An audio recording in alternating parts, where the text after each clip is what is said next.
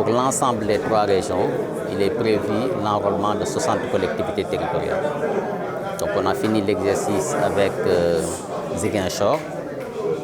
avant-hier. Aujourd'hui, c'était le tour de Sédhiou de faire cet exercice pour lequel on avait commis un consultant donc, qui a fait le tour, rencontrer les élus, les autorités administratives et parfois les équipes municipales pour collecter des informations afin de faire un classement. Donc au moins avoir une démarche qualité qui permette après sur la base de soumettre une proposition au comité régional. Donc aujourd'hui à cet atelier auquel ont participé les préfets, les sous-préfets et les élus, donc on a procédé à la lecture, à la revue des critères et à la revue des résultats. Il y a eu beaucoup de discussions parce que sur l'ensemble des collectivités territoriales, plus de la moitié ont été enrôlées. Donc même si vous n'enrôlez pas une seule collectivité territoriale, c'est tout à fait normal que les gens puissent se poser la question de savoir pourquoi on n'a pas été enrôlé ou pourquoi on ne devrait pas être enrôlé et quels sont les moyens que l'État est prêt à mettre en tout cas pour permettre d'enrôler tout le monde. Ça, c'est des questions légitimes. Donc, étant donné que nous sommes dans une zone où tout est urgent, tout est prioritaire et surtout en matière de mobilité, on peut comprendre que tout le monde ait envie, en tout cas, surtout ceux qui sont des mandants, donc de se battre pour avoir en tout cas un service de proximité et de qualité en faveur de leur mandataire. Il y a 9 critères et chacun de ces 9 critères comportait des sous-critères. Les critères ont été classés dans des domaines. Il y a des critères liés à la gouvernance, des critères liés à la gestion de la collectivité territoriale, des critères liés à l'enclavement ou au désenclavement, des critères liés à l'accès des populations aux sociétés, aux services sociaux de base, des critères liés à la prise en charge des diversités, en tout cas de l'inclusion sociale au niveau des collectivités territoriales. Donc c'est l'ensemble de ces critères qui ont été parcourus avec les collectivités territoriales et donc qui ont abouti à un classement. Quand on fait un travail comme ça, il faut le documenter. Et donc la documentation aussi est un exercice qui a permis aux collectivités territoriales qui ont participé à cet exercice de comprendre aussi l'effort qu'il leur faut en matière de classement, de gestion des informations pour améliorer leur gouvernance. Le projet a démarré en 2022, il doit être clôturé le 30 juin 2027, Inch'Allah. Donc il travaille sur l'amélioration de la gouvernance des collectivités territoriales. Il s'agit ici d'appuyer les organes de la gouvernance des collectivités territoriales, la mise en place des CTC, c'est les comités techniques de concertation, donc dont la mise en place a été décidée, a été décrétée donc récemment. Il y a un décret donc, du chef de l'État qui permet en tout cas d'améliorer la gouvernance par la mise en place d'une commission qui permet la participation citoyenne et en tout cas de la société civile dans la collectivité, dans la gestion et ça c'est pour nous en tout cas une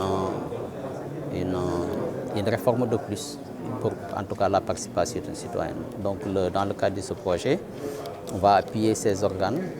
on va mettre de l'argent à la disposition de la collectivité territoriale, 91 800 000 pour chaque collectivité territoriale, qui viendrait s'ajouter au fonds d'équipement des collectivités territoriales.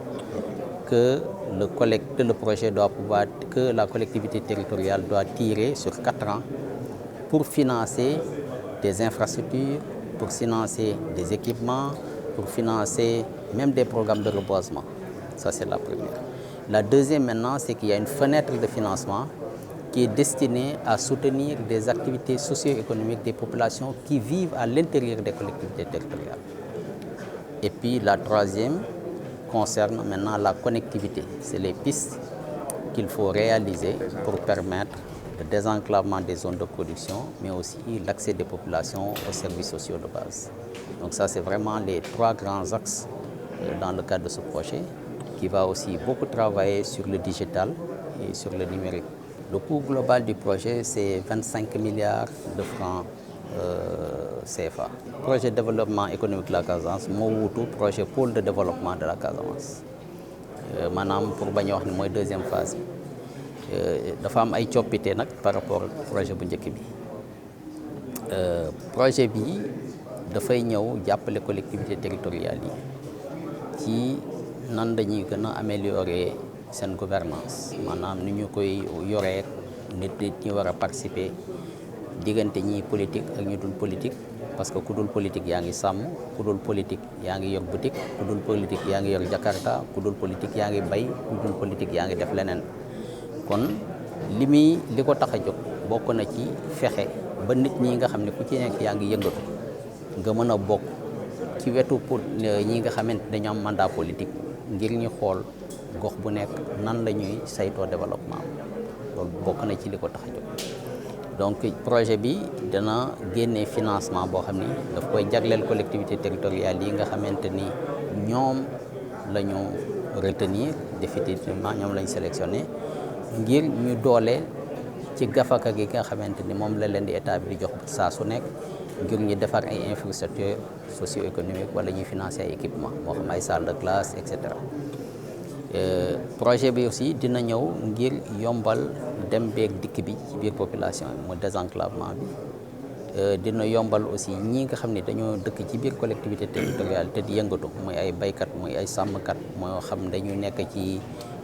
meew wala ñuy liggéey ci miel moo xam ci lu ñuy yëngatu ñu mën a am aussi koom boo xamante ni danañ ko jàppale ngir ñu mën a suqaliku donc loolu moom mooy projet bi mi ngi tàmbali 2022 mai 2022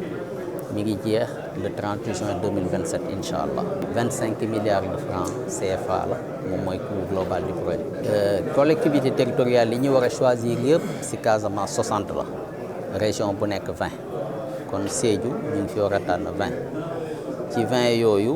ñu ngi leen tànn yi njëkk yi dafa am yoo xamante ni biñ leen di tànn dañu sukkandiku ci li nga xamante ni moom le projet pôle de développement de la Casamance doon def tàmbali woon ko tem yeggul mu waroon ko mottali moom mooy lu mel ni aménagement yi parce que gox yi boo bëggee def loo xamante ni day toucher nit ñi mbay mi bokk na ci loo xamante ni lu am solo la comme tàmbali woon nañu aménagement secondaire première yi te soo ko bàyyee noonu nit ñi xëj na nañ ko waroon a bayee duñ ko mën a bayee ñu ne kon nañu retenir ñooñu comme ça ñu mën a continuer liggéey bi nga xam ne tàmbali woon nañ ko yooyu 7 collectivités territoriales la donc bi ñuy lancé étude bi ñu wax consultant bi mu wër collectivité territoriale yi ci des yi nga xamante ni PACASEN yëngatuwu ko parce que yi nga xamante ni PACASEN mi ngi ciy yëngatu yooyu bokkuñu ci sélection bi donc ci yooyu la ñu wër rencontrer maire yi rencontrer conseillers municipaux yi autant secrétaires municipaux yi rencontrer autorités administratives yi moo xam préfet yi moo xam sous-préfet yi ak gouverneur yi ngir waxtaan ak ñoom ci base benn questionnaire bi nga am nga pour ñu mën a enfin def classement bi ku ci nekk ñu xool nan nga toll classement boobu bi ñu ko defee 13 premiers yi ñoom la ñuy retenir boole leen ci 20 yi ci critères yi nga xamante ni moom la ñu jiital bi ñu leen di tànn critères yi 9 critères la juróom-ñeenti critères la yoo xam dañ leen di classé ci ay domaines maanaam soo xoolee projet bi ci lan lay yëngatu donc ci wàllu gouvernance donc am na critères yoo xam ni ci wàllu gouvernance la lañ koy xool gouvernance bi moom mooy tax ñu xam collectivité territoriale bi xaalis bi muy jot fan la koy dugal est-ce que xaalis bi muy jot mi ngi koy dugal ci loo xamante ni dafa amal njëriñ askan wi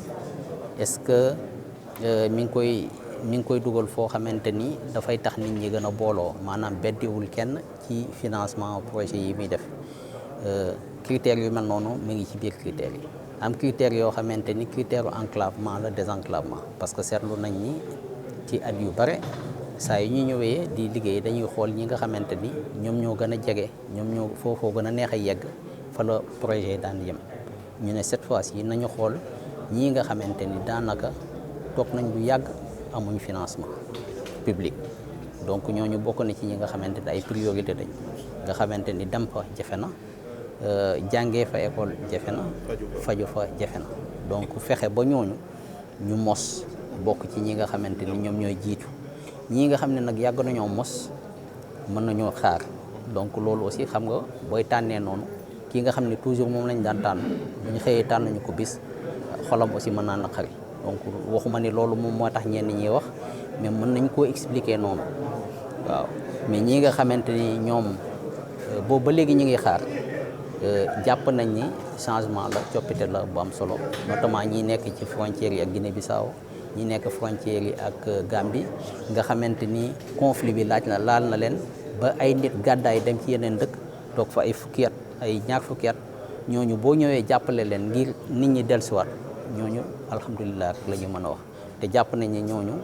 ñu am solo lañ ci Sénégal ñu am solo lañ ci politique gu Sénégal te ci wàllu projet bi incha allah danañ ci def lu bare ak ministère des collectivités territoriales ngir loolu mën koo taxawal parce que loolu moom mooy volonté wu gouvernement bi.